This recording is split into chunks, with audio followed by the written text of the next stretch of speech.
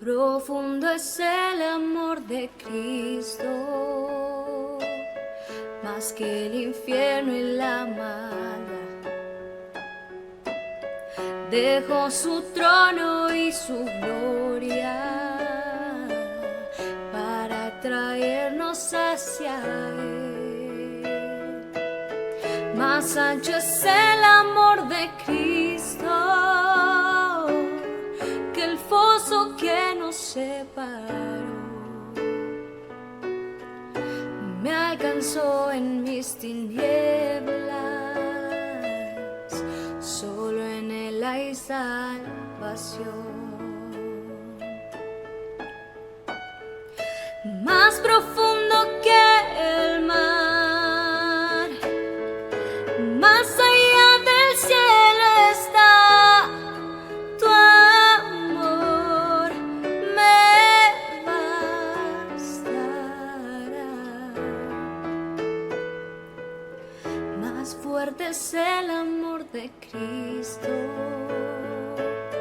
que mi enemigo más feroz. Me sostiene en la tormenta, las aguas no me cubrirán. Me guiará el amor de Cristo en el más hondo valle aquí. Me pastoreará por siempre y me guarda junto a Él. Más profundo que el mar, más allá del cielo está tu amor, me bastará. Más fuerte que la tempestad, venció el pecado y la maldad. Tu amor me bastará.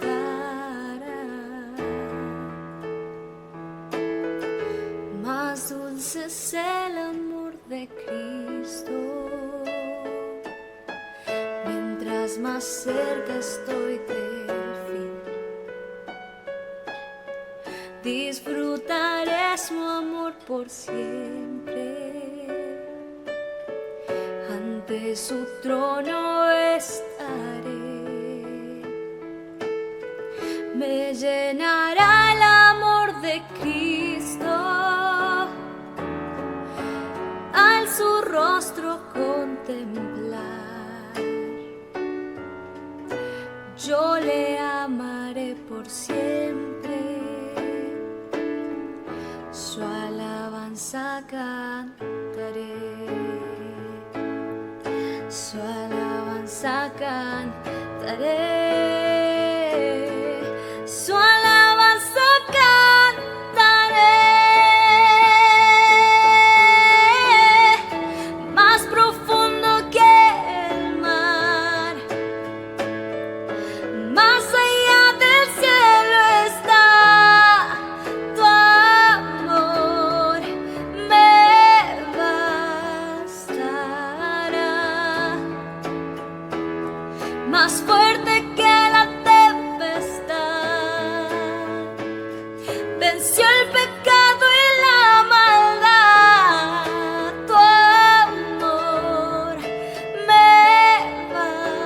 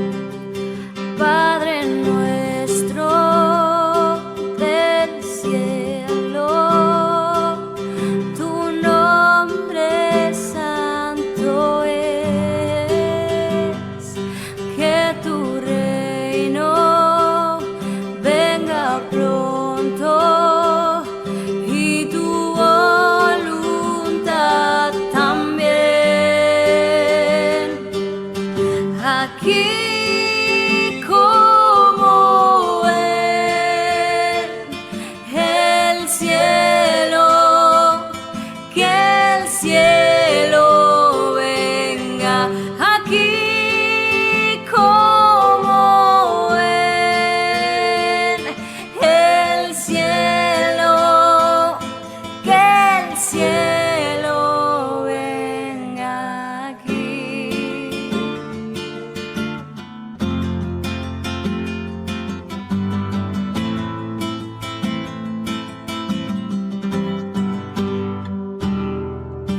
Tuyo es el reino, tuyo el poder, es tuya, es la gloria por siempre. Amén. Tuyo es el reino, tuyo el poder, es tuya, es la gloria por siempre. Amén. Tuyo es el reino, tuyo el poder, es tuya, es la gloria por siempre. Amén. Aquí como en el cielo, que el cielo venga aquí. Aquí, Señor.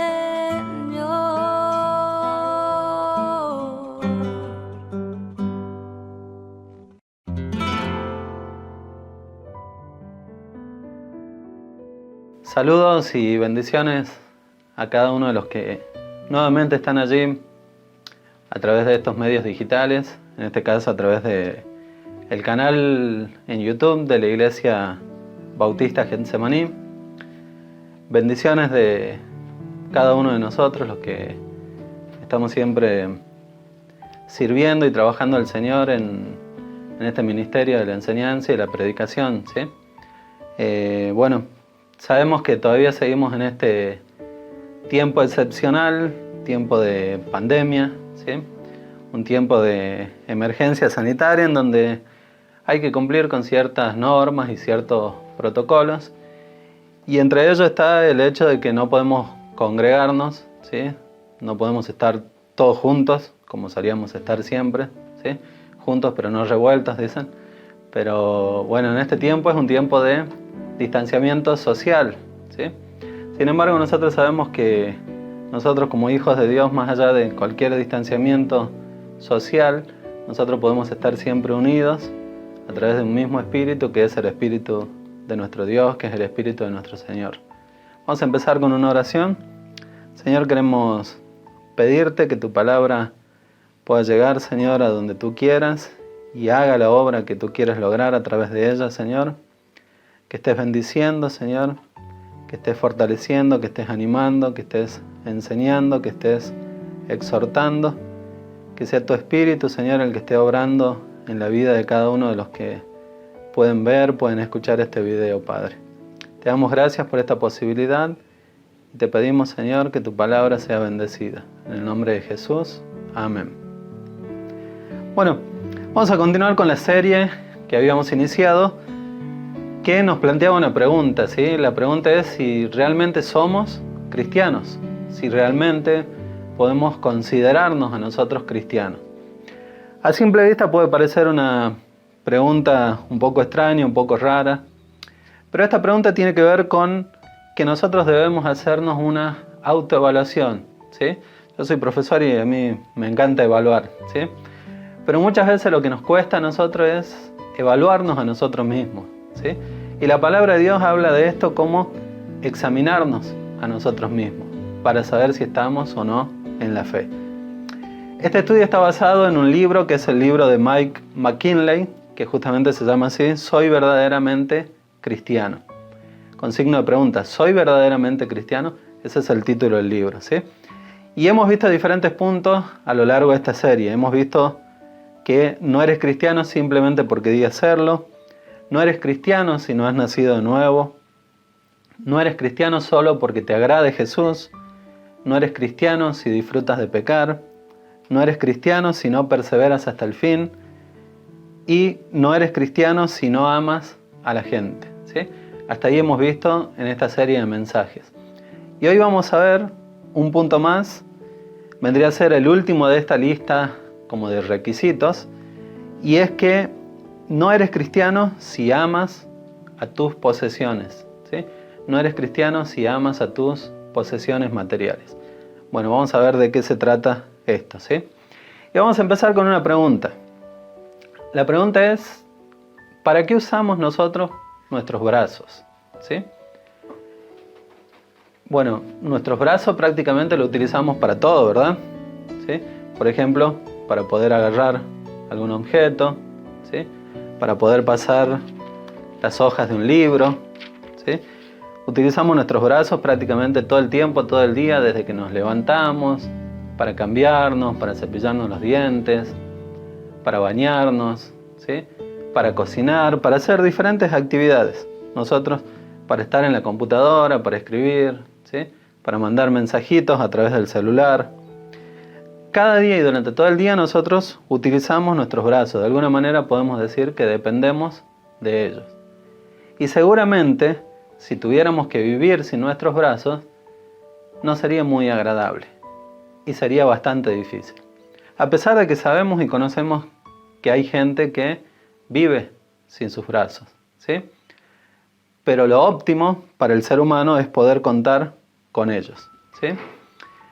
Esto me recuerda a una historia que yo la conocí a través de una película, no sé si alguno de ustedes lo vieron, es la película 127 horas, se llama, ¿sí? Y esta película relata la historia de un excursionista llamado Aron Ralston, ¿sí? Este es un excursionista que en el año 2003 él se fue a recorrer los cañones de los desiertos de Utah, ¿sí?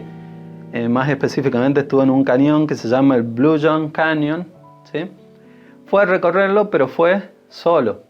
Y estaba haciendo una de sus travesías o de sus aventuras cotidianas cuando de repente tuvo un accidente. Pero este accidente no fue un pequeño accidente, sino que fue un gran accidente que lo llevó a tomar una decisión muy drástica en su vida, ¿sí? Lo llevó a descubrir que en su vida hay cosas que son más valiosas aún que sus brazos, ¿sí? Y para que ustedes puedan conocer un poco acerca de este personaje, acerca de esta película, y puedan ver de alguna manera el momento en que le ocurre este accidente, vamos a ver un fragmento de la película esta que les menciono, llamada 127 horas.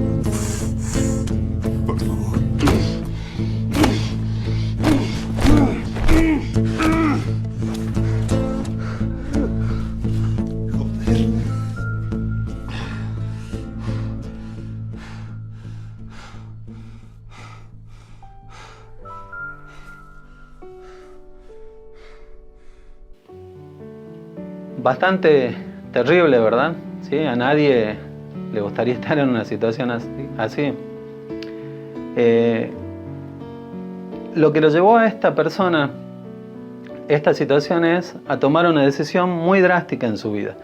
Porque justamente la película se llama 127 horas porque hace alusión a los días o al tiempo en el que él estuvo atrapado allí. Él estuvo atrapado en ese desfiladero con una roca que apretaba su brazo durante prácticamente 5 días. ¿Sí? 5 días en donde no había absolutamente nadie a su alrededor, en donde no había absolutamente nadie a quien acudir. Se estima que la roca que estuvo sujetando su brazo era una roca que pesaba unos 450, 500 kilos aproximadamente. ¿Sí? Él, el día que cayó allí en ese desfiladero fue un día sábado. El día domingo, él supo que pedir ayuda iba a ser totalmente inútil. Para el día martes ya se le había acabado todo el agua que tenía. Y el día jueves él se dio cuenta de que iba a morir si no tomaba decisiones drásticas. ¿Y cuál fue esa decisión? La única manera de poder soltarse de esa roca era arrancándose el brazo, era cortándose el brazo. ¿Sí?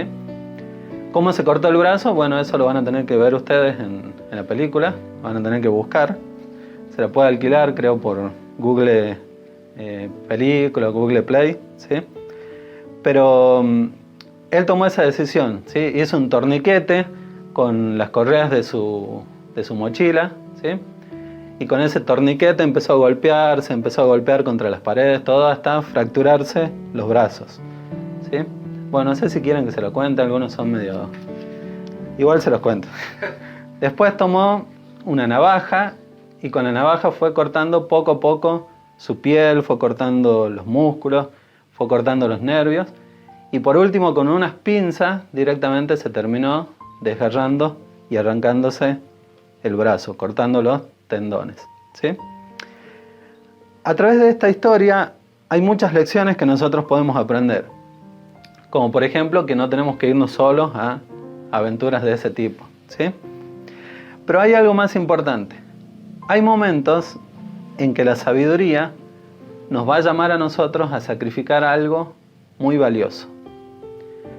Hay momentos en que vamos a tener que desprendernos de algo, aunque a nosotros nos pueda parecer que ese algo es muy bueno. Porque a veces en la vida hay momentos, hay circunstancias y hay cosas en las que nosotros tenemos que aprender que perder puede resultar en ganancia. Al igual que los brazos, ¿sí? El dinero, nuestras posesiones, los bienes materiales, también son buenos, ¿sí? Son, podríamos decir, regalos de Dios para ser disfrutados. Incluso estos regalos son necesarios para vivir en este mundo, ¿sí? Hay muchas cosas que nosotros no podríamos hacer si no contamos con estos bienes, ¿sí? El dinero, por ejemplo, es útil para alimentarnos, para vestirnos, ¿sí? Para poder curarnos cuando tenemos alguna enfermedad y hay que comprar medicamentos, ¿sí? Entonces, en sí el dinero, las cosas materiales, no son malas, ¿sí? Pero no obstante, muchas veces los hijos de Dios, los cristianos, no se dan cuenta que a veces estas cosas materiales, como los bienes y como las riquezas, empiezan a atraparlos de alguna manera. Y los empiezan a atrapar así como esta roca atrapaba el brazo de Aarón contra la pared. Muchas veces el dinero, muchas veces nuestras posesiones, nuestros bienes materiales, nos tienen atrapados y amenazan de alguna manera con tomar nuestra vida o con tomar nuestra alma. En la Biblia nosotros encontramos la historia de un personaje que estaba así de atrapado, pero que él no se daba cuenta, ¿sí? Y encontramos este relato en el Evangelio de Lucas. Vamos a buscar en nuestras Biblias, en Lucas, capítulo 18. Ahí vamos a ver una persona que estaba atrapada contra la pared, pero lo que lo mantenía sujeto a esa pared no era una piedra, sino que eran sus riquezas. Lucas 18:18 dice: un hombre principal le preguntó diciendo: Maestro bueno, ¿qué haré para heredar la vida eterna? Jesús le dijo: ¿por qué me llamas bueno? Ninguno hay bueno, sino solo Dios. Los mandamientos sabes: no adulterarás, no matarás, no hurtarás, no dirás falso testimonio, honra a tu padre y a tu madre. Él dijo: todo esto lo he guardado desde mi juventud. Aparentemente, este hombre, ¿sí?, que era una persona muy importante en su tiempo, se acercó al Señor Jesús con una pregunta que podríamos decir que era una pregunta sincera. Él quería saber qué tenía que hacer, o él quería saber qué más tenía que hacer para poder conseguir de alguna manera la vida eterna. Pero vuelvo a recalcar esto, él pensaba que tenía que hacer algo más. Y lo pensaba de esa manera porque en realidad él creía que ya lo estaba cumpliendo todo. Y en realidad él creía internamente que no estaría necesitando nada. Y justamente cuando Jesús le dice que tenía que cumplir con la ley, que tenía que cumplir con los mandamientos, él responde: todo esto lo he guardado desde mi juventud. Este hombre tenía un expediente impecable. En lo exterior era una persona muy buena. Pero fíjense en lo que le va a responder Jesús. Jesús le dice, versículo 22, Jesús, oyendo esto, le dijo: aún te falta una cosa. Vende todo lo que tienes y dalo a los pobres, y tendrás tesoro en el cielo. Y ven y sígueme. Entonces él, oyendo esto, se puso muy triste, porque era muy rico. Al ver Jesús que se había entristecido mucho, dijo: cuán difícilmente entrarán en el reino de Dios los que tienen riquezas. Porque es más fácil pasar un camello por el ojo de una aguja que entrar un rico en el reino de Dios. Fíjense que Jesús le respondió de una manera sorprendente para este hombre, porque no lo felicitó. Cualquiera hubiera esperado que Jesús le diga: perfecto, te felicito, estás cumpliendo con todos los mandamientos que se requieren. Jesús no lo felicitó, pero Jesús tampoco de alguna manera lo corrigió. Es como que Jesús hubiese ignorado esa actitud externa que manifestaba este hombre y se hubiese enfocado solamente en su corazón. Porque Jesús estaba viendo algo que nadie más podía ver, ni siquiera este hombre podía ver. Jesús se había dado cuenta que de alguna manera este hombre estaba atrapado por sus riquezas. Y es como que le tocó ahí en el talón de Aquiles o en el punto débil de este hombre. Y cuando le dijo que le faltaba una cosa, que le faltaba algo, seguramente él se debe haber sorprendido y él se debe haber admirado, porque él pensaba que lo tenía todo. Soy muy rico, no necesito nada, no paso necesidades, y además soy buena persona, entonces ¿qué más me puede faltar? ¿Qué más puedo necesitar? Pero sí le faltaba algo. Y Jesús le dijo que si él quería alcanzar la salvación, tenía que dejar atrás sus riquezas. Él no podía quedarse al mismo tiempo con sus riquezas, de la forma en que él estaba atrapado en sus riquezas, y pretender entrar así al reino de Dios. ¿Y por qué no? Bueno, eso vamos a ver a través de este mensaje. Es importante que tengamos en cuenta que el dinero es una bendición, ¿sí? Fíjense en que Jesús, en esta respuesta que le da a este hombre, no le está diciendo en sí que el dinero sea algo malo, ¿sí? No le está diciendo que sus riquezas sean algo inherentemente malas. De hecho, el dinero y la prosperidad, cuando son honestamente adquiridos, pueden ser una gran bendición de parte de Dios. Y eso lo podemos encontrar en su palabra. Hay por lo menos 4 principios que tienen que ver con esto, ¿sí? El primero es que Dios creó la tierra y la creó para que la tierra fuera próspera para el ser humano. Génesis capítulo 1, versículo 28 al 31.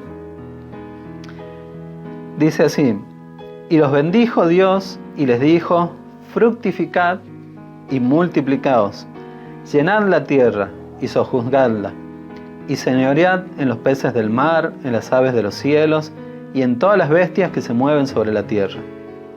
Y dijo Dios: he aquí que os he dado toda planta que da semilla que está sobre la tierra, y todo árbol en que hay fruto y que da semilla, os serán para comer. Y a toda bestia de la tierra, y a todas las aves de los cielos, y a todo lo que se arrastra sobre la tierra, en que hay vida, toda planta verde les será para comer. Y fue así. Y vio Dios todo lo que había hecho, y he aquí que era bueno en gran manera, y fue la tarde y la mañana del día sexto. Dios había creado un mundo perfecto. Dios había creado un planeta perfecto. Y ese planeta perfecto estaba creado para que el ser humano lo disfrute. Para que el ser humano pueda ser próspero sobre la creación del Señor. Para que el ser humano pudiera disfrutar de todo, pudiera multiplicarse, pudiera fructificarse y pudiera señorearlo todo. Por otro lado, la Biblia también nos muestra que muchas veces, muy a menudo, la prosperidad resulta como fruto de la obediencia y la sabiduría.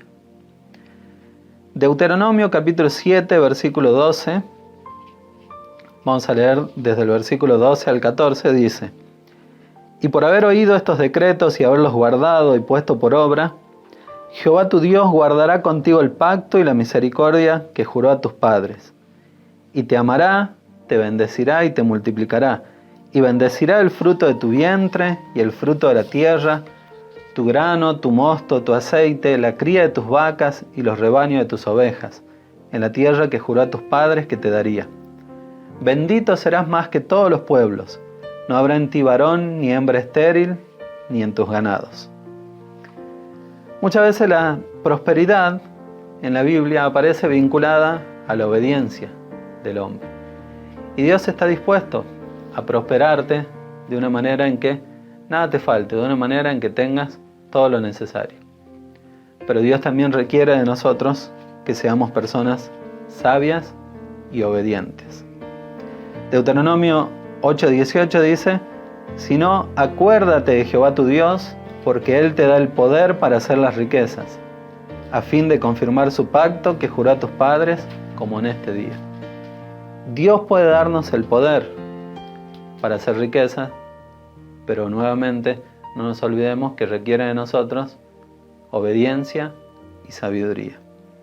Proverbio 10:22 dice: la bendición de Jehová es la que enriquece y no añade tristeza con ella. Proverbios 12:27 dice: el indolente ni aun asará lo que ha cazado, pero haber precioso del hombre es la diligencia. Y Proverbios 14:24 dice: las riquezas de los sabios son su corona, pero la insensatez de los necios es infatuación. ¿Sí? Bueno, la Biblia también nos muestra, como tercer principio, que las riquezas nos ayudan a nosotros a proveer para los necesitados. Ahí en el mismo libro de Proverbios leemos, por ejemplo, en Proverbios 28:27, el que da al pobre no tendrá pobreza, mas el que aparta sus ojos tendrá muchas maldiciones. Hermanos, cuando Dios nos prospera, también es para que nosotros seamos de bendición y prosperemos de alguna manera a otras personas que lo están necesitando. Lucas capítulo 3 versículo 11 dice: y respondiendo Jesús les dijo: el que tiene 2 túnicas, dé al que no tiene, y el que tiene que comer, haga lo mismo. ¿Sí? Obviamente, para poder hacer eso, nosotros tenemos que contar con los recursos. Y cuarto principio, la Biblia también nos muestra, hemos visto desde el principio que Dios quería que el hombre sea próspero, y al final de los tiempos, cuando Jesús regrese y cuando Él haga nueva todas las cosas, también Él va a hacer que su pueblo vuelva a ser próspero, y que esta vez sea realmente próspero. Apocalipsis 22:1 dice: después me mostró un río limpio de agua de vida, resplandeciente como cristal, que salía del trono de Dios y del Cordero. En medio de la calle de la ciudad, y a uno y a otro lado del río, estaba el árbol de la vida, que produce 12 frutos, dando cada mes su fruto, y las hojas del árbol eran para la sanidad de las naciones, y no habrá más maldición, y el trono de Dios y el Cordero estará en ella, y sus siervos le servirán.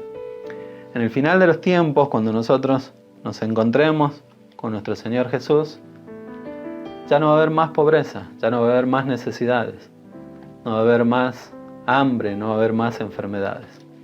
Vamos a ser de alguna manera prósperos porque no vamos a necesitar absolutamente de nada más que de Dios y su santa presencia que va a estar en medio de nosotros.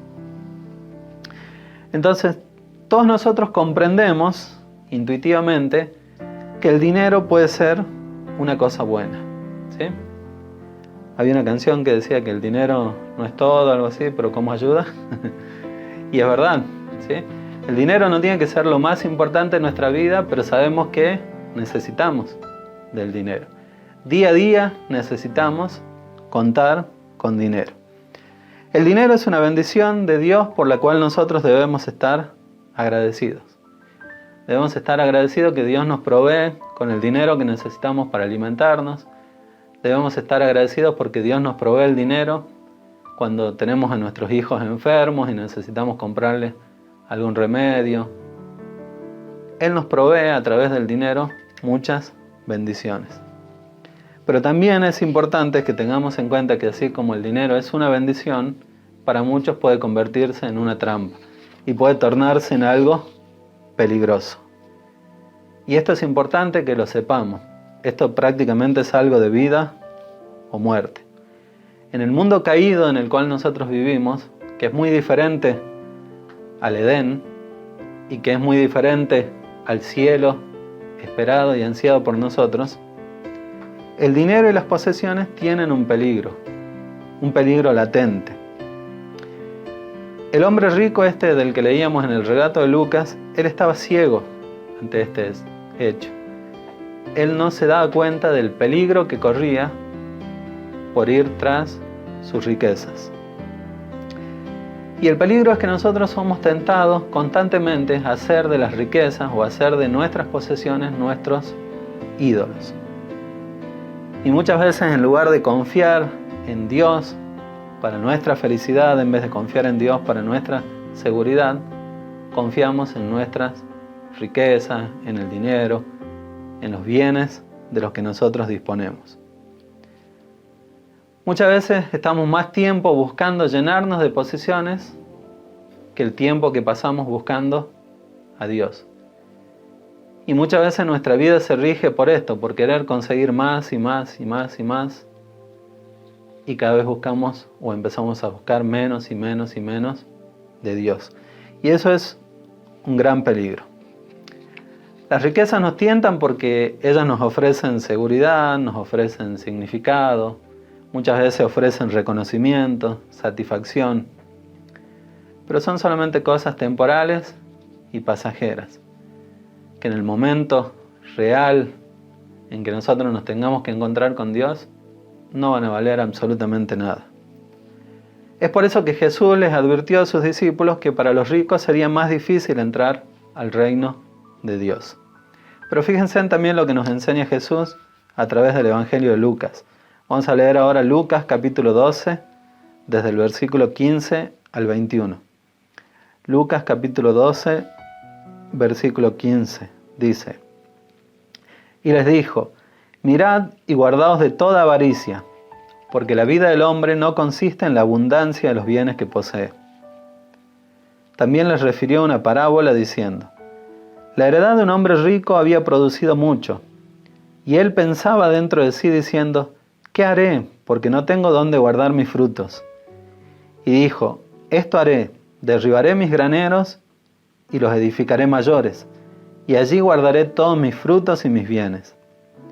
Y diré a mi alma: Alma, muchos bienes tienes guardado para muchos años.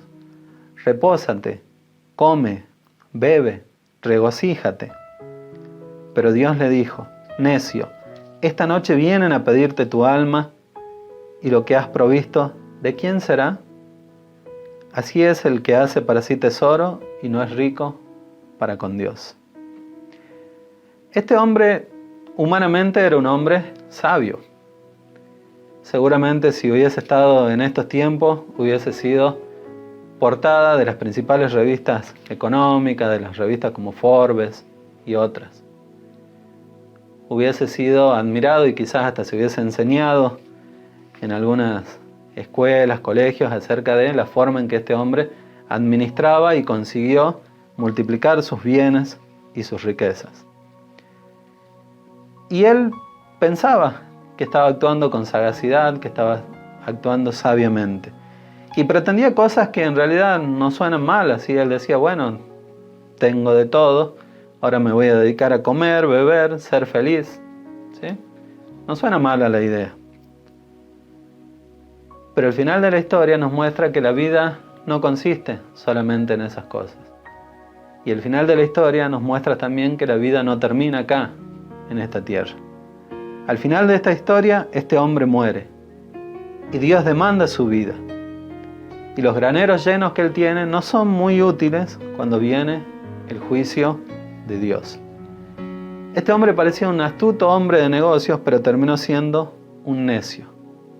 Y Dios mismo le dice así: necio, esta noche vienen a pedirte tu alma, y lo que has provisto, ¿de quién será? Cuando llegó el momento de dar cuentas a Dios, este hombre no estaba preparado. Proverbios 11:4 dice: no aprovecharán las riquezas en el día de la ira, mas la justicia librará de la muerte. Muchas veces la riqueza es como una anestesia. La anestesia puede ser una cosa buena, pero también puede ser algo peligroso, ¿sí? La anestesia a nosotros nos ayuda a no sentir tanto dolor cuando estamos lastimados, cuando tenemos que atravesar por una operación. Pero la anestesia en sí no nos cura. La anestesia en sí no sana nuestras heridas. Solamente nos hace menos conscientes de los problemas que tenemos. El dinero también muchas veces tiene ese poder de adormecer en nuestra mente nuestra necesidad de Dios. Tiene el poder de robarnos nuestro amor por Dios y engañarnos, haciéndonos creer que el dinero, las riquezas y los bienes que tenemos pueden satisfacernos e incluso salvarnos ante cualquier situación.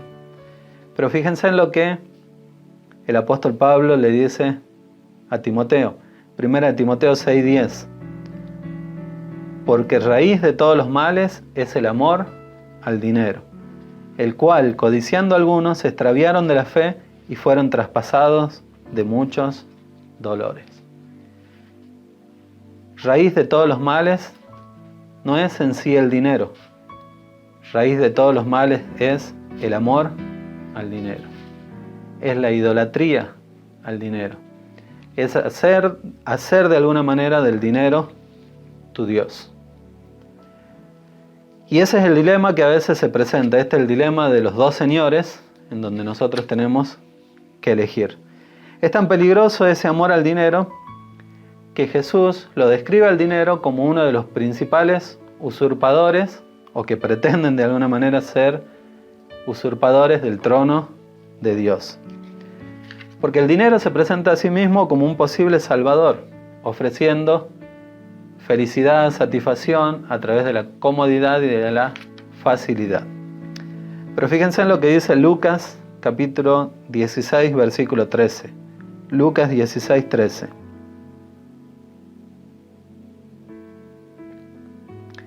Ningún siervo puede servir a dos señores, porque o aborrecerá al uno y amará al otro, o estimará al uno y menospreciará al otro. No podéis servir a Dios y a las riquezas. Hay dos dioses que están reclamando nuestra vida. En realidad uno solo es un Dios verdadero. El otro es un Dios falso. El Dios verdadero, el creador del universo, está dispuesto a ayudarnos y a salvarnos. Y Él nos ofrece encontrar en Él paz, gozo, libertad. Y eso lo podemos encontrar sirviéndole solo a Él. Y por otro lado está el Dios falso, que es el Dios de las riquezas, que es el Dios de las posesiones materiales. Este Dios es un Dios que nos hace promesas que al final de cuentas no puede cumplir. Pero es un Dios que es muy exigente y que cada vez exige más de nuestro tiempo, cada vez nos produce más y más ansiedad complacerlo, porque cada vez nos empieza a demandar más y más amor y energía, pero que nunca nos va a proporcionar el pago definitivo de gozo, paz y libertad que solo el Dios verdadero nos puede dar. Pero el dilema y la pregunta que debemos hacernos es: ¿a cuál de los dos serviremos? Si decides ir al Dios verdadero, si decides acercarte a Cristo, no puedes hacerlo a medias. Jesús no quiere compartir su amor y sus afectos con nadie más. Y esto no lo hace porque sea egoísta o porque sea mezquino, sino porque Jesús sabe que todas las otras cosas en las cuales nosotros pongamos todo nuestro amor, a las cuales nosotros terminemos convirtiéndolas en ídolos, son cosas que a la larga nos terminan haciendo daño. Son cosas que a la larga nos terminan matando. Son cosas que nos terminan atrapando contra una pared y no nos dejan escapar, no nos dejan salir. Y muchas veces nosotros no nos damos cuenta de que eso está ocurriendo. Por eso es que la palabra de Dios nos enseña que nosotros no podemos ser cristianos si amamos las riquezas. No podemos ser cristianos si ponemos en primer lugar nuestras posesiones, nuestros bienes materiales. No podemos ser cristianos si tenemos otro Dios aparte de Cristo. Fíjense en lo que dice Mateo capítulo 13, versículo 44. Además, el reino de los cielos es semejante a un tesoro escondido en un campo, el cual un hombre halla y lo esconde de nuevo, y gozoso por ello va y vende todo lo que tiene, y compra aquel campo. Y el capítulo 13, versículo 45 de Mateo, el que sigue, dice: también el reino de los cielos es semejante a un mercader que busca buenas perlas, que habiendo hallado una perla preciosa fue y vendió todo lo que tenía y la compró. Esta historia en realidad son dos historias, dos parábolas que nos cuentan de dos hombres que hicieron el mayor descubrimiento de su vida. El primero nos dice: encontró un tesoro en el campo. El segundo encontró la perla más valiosa. El reino de Dios, el reino de los cielos, es semejante a esto. La salvación de Jesús es el tesoro más grande que nosotros podemos encontrar. Es un tesoro de un valor insuperable, incalculable. Y fíjense en que en esta parábola estos hombres, con el fin de poder obtener esos tesoros que habían encontrado, tuvieron que vender todas sus otras posesiones. Tuvieron que deshacerse de todo lo otro que tenían. Seguramente esto debe haber producido un momento de crisis momentánea en ellos, porque tuvieron que tomar una decisión, y la decisión que tomaron fue renunciar a todo. Así también el reino de Dios se obtiene de esta misma manera. Tenemos que tomar una decisión. Y para tomar esa decisión requiere que nosotros nos juguemos todas nuestras fichas a Dios. Solamente así podremos obtenerla, renunciando a todo. Esta elección de a quién nosotros vamos a servir y en quién vamos a invertir nuestras vidas es clave y es crucial en la vida de toda persona. Y no solamente de los hijos de Dios, porque en realidad los hijos de Dios ya tomaron su decisión, y esa decisión que tomaron es por Cristo. Porque si no tomamos la decisión por Cristo, entonces realmente no somos hijos de Dios. Fíjense en que el peligro de desatender esto es lo que le pasó a este hombre rico de la primera historia que leíamos en Lucas. Cuando Jesús le dijo que vaya y que venda todo lo que tenía, él no pudo hacerlo. Y este hombre rico, poderoso, intachable, salió de la presencia de Jesús ese día de una manera muy triste. Salió de la presencia de Jesús como un esclavo de un ídolo inútil. Ante la decisión de poder seguir a Jesús, él eligió el dinero. Él tuvo la salvación ahí al alcance de su mano, pero se perdió la oportunidad y decidió servir a un ídolo falso, decidió servir a sus riquezas. Ahora la pregunta es, entonces, ¿quiere decir esto que Jesús pide literalmente que nosotros tengamos que vender todo lo que tenemos y tengamos que regalar todo el dinero? No, no necesariamente. Lo que sí nos enseña esto es que Dios nos llama a cada uno de nosotros a amarle a Él con todo nuestro corazón y a confiar en Él más que en cualquier otra cosa que exista. Él nos llama a ponerlo a Él en primer lugar. Que Él sea la fuente de nuestra seguridad. Que Él sea la fuente de nuestro gozo. Que Él sea la fuente de nuestra paz. Que Él sea la fuente de nuestra confianza. Y esto es lo que vimos a través de un mensaje que el hermano Franco González compartió anteriormente, que justamente él lo tituló algo así como el costo de servir a Cristo o el costo de servir a Jesús. Para servir a Jesús hay que pagar un precio. Y muchas veces ignoramos esto y pensamos que seguir a Jesús es simplemente porque decimos, bueno, hago una oración, la oración de fe, la oración del pecador y listo, ya soy salvo y se acabó. No tengo que hacer nada más, no tengo que tomar más decisiones en mi vida. Pero no es así, fíjense, muchas de las multitudes que seguían a Jesús también estaban confundidas en este punto. Lucas, en el capítulo 14, versículo 25 al 27, dice así. Lucas 14, 25. Grandes multitudes iban con él y volviéndose les dijo, si alguno viene a mí y no aborrece a su padre y madre y mujer e hijos y hermanos y hermanas y aún también su propia vida, no puede ser mi discípulo. El que no lleva su cruz y viene en pos de mí, no puede ser mi discípulo. ¿Sí? Bueno, Franco compartió muy bien acerca de este mensaje, así que lo pueden buscar en el mismo canal, ¿sí? Por el que estamos transmitiendo este mensaje. Y esto es justamente la esencia del discipulado. Para nosotros poder ser verdaderos discípulos de Jesús, debemos estar dispuestos a morir. Fíjense en que acá la audiencia a la cual le hablaba Jesús eran las grandes multitudes, ¿sí? Es decir, que esto que Jesús le está pidiendo es para cualquier persona. Esto de morir, de renunciar de alguna manera a su propia vida y de cargar la cruz, es algo que Jesús demanda a todos aquellos que quieren ser sus seguidores. No es algo que se lo demanda solamente a los que quieran ser predicadores, a los que quieran ser pastores, a los que quieran ser superapóstoles, no sé. Esto es algo que Dios le demanda a todo aquel que quiera seguir a Cristo. Y fíjense que les pidió que se nieguen a sí mismos, que dejen su yo a un lado y pongan a Cristo en el centro de su vida. Que sea Cristo el que reine y gobierne su vida y que de alguna manera renuncien al supuesto derecho de seguir cada uno por su propio camino. Y fíjense que es interesante esto porque lo que pide Jesús no es nada sencillo. Y es más, en el momento en que se lo dijo a las multitudes, debe haber generado un gran impacto en sus oyentes.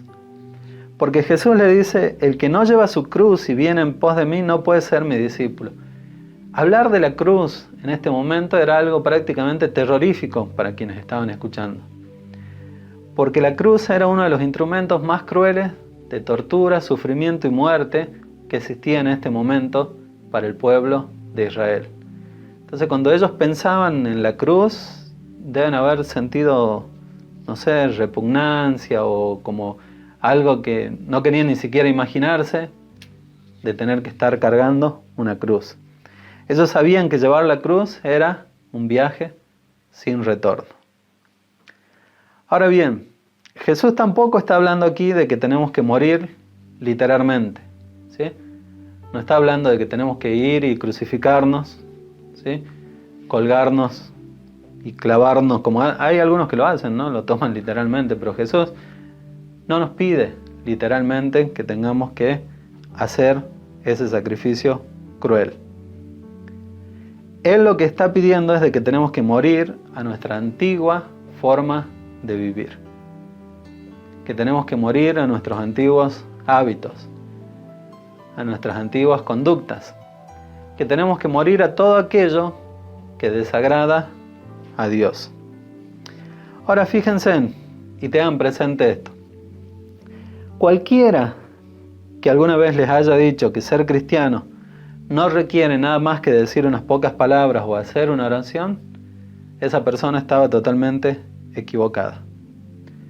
Cualquiera que les haya dicho que seguir a Jesús iba a hacer que nuestra vida sea más fácil, sea más agradable, sea más divertida, también estaba totalmente equivocado. Cualquiera que te haya dicho, te haya enseñado que Jesús quiere que seas rico, también estaba completamente equivocado. Seguir a Jesús significa algo muy diferente. Seguir a Jesús significa morir a nosotros mismos y cargar la cruz. Nosotros en nuestra vida siempre estamos de alguna manera acumulando tesoros, ¿sí? Diferentes tesoros. Algunos acumulan dinero, ¿sí? Otros acumulan bienes, ¿sí?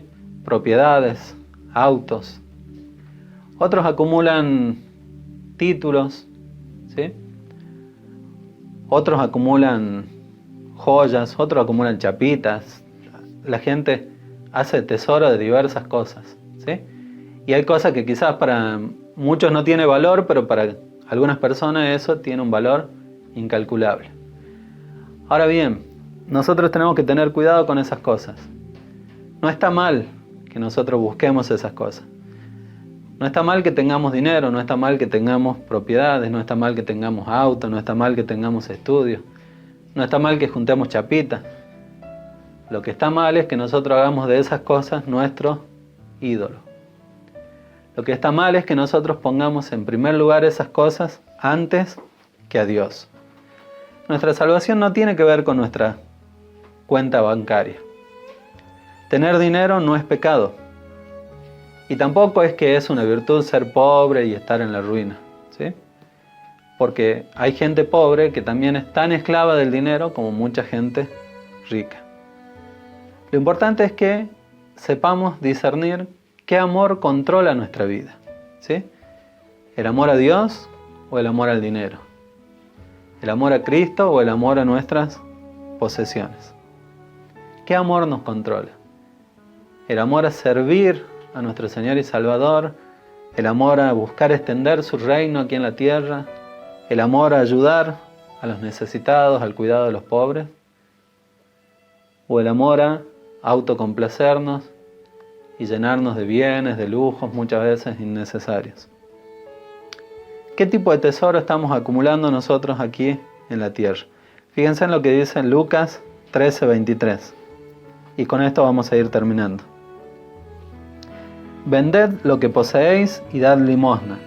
Haceos bolsas que no se envejezcan, tesoro en los cielos que no se agote, donde ladrón no llega ni polilla destruye.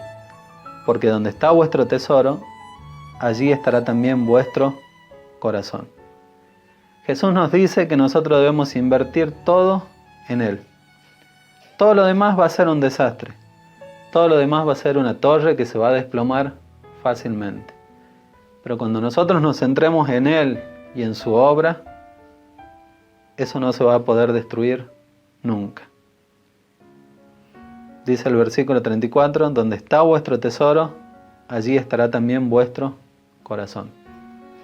¿Dónde está nuestro corazón? ¿Nuestro corazón está gozoso sirviendo a Dios? ¿O nuestro corazón está atrapado contra una pared, sirviendo a las riquezas, sirviendo a nuestras posesiones, sirviendo a nuestra comodidad, a nuestra autocomplacencia? Es un desafío, hermanos, pero es lo que Dios desea y anhela para cada uno de nosotros, si verdaderamente nos consideramos seguidores de Jesús, si verdaderamente nos consideramos cristianos. Vamos a orar. Mi Dios, queremos agradecerte por tu palabra, Señor, porque nos muestra, Señor, lo que tú deseas, lo que tú anhelas para cada uno de nosotros. Y tu palabra es clara, Señor, en que nosotros no podemos servir a dos señores. Tú tienes que ser el único en nuestra vida. Tú tienes que ser el que llene y satisfaga, Señor, nuestra vida. Ayúdanos, Señor, a no hacer ningún ídolo fuera de ti, Señor. Ayúdanos a que no nos controlen, no nos dominen, Señor, los bienes, las posesiones, nuestro tiempo, nuestros pensamientos. Que el primer lugar sea siempre para ti, Señor. Tu palabra dice que busquemos primeramente el reino de Dios y todo lo demás será añadido. Y también sabemos, Señor, que tú no quieres que pasemos necesidad. También sabemos, Señor, que tú quieres que nosotros podamos vivir bien. Y sabemos que nos quieres bendecir, Señor. Pero ayúdanos, Señor, a buscar esa bendición siendo fieles y obedientes a ti y a tu palabra. Te damos gracias por este tiempo. En el nombre de Jesús. Amén.